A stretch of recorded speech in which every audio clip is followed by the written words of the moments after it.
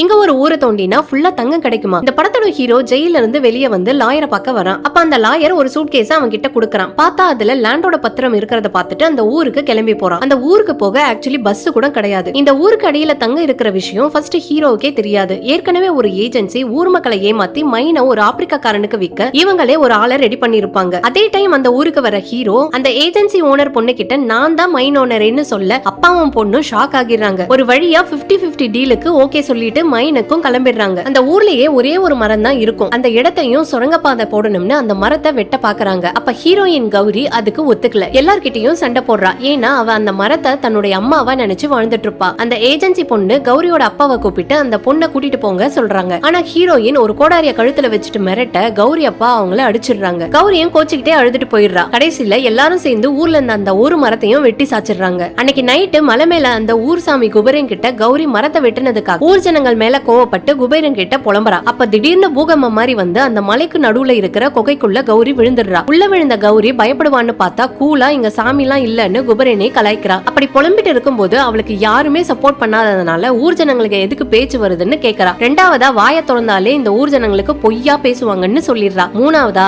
இப்படி தங்கன்னு கடைசியில பைத்தியம் பிடிக்க போகுதுன்னு சொல்லி முடிக்க அந்த குகையில ஏதோ ஒரு ஒலி மாதிரி வருது.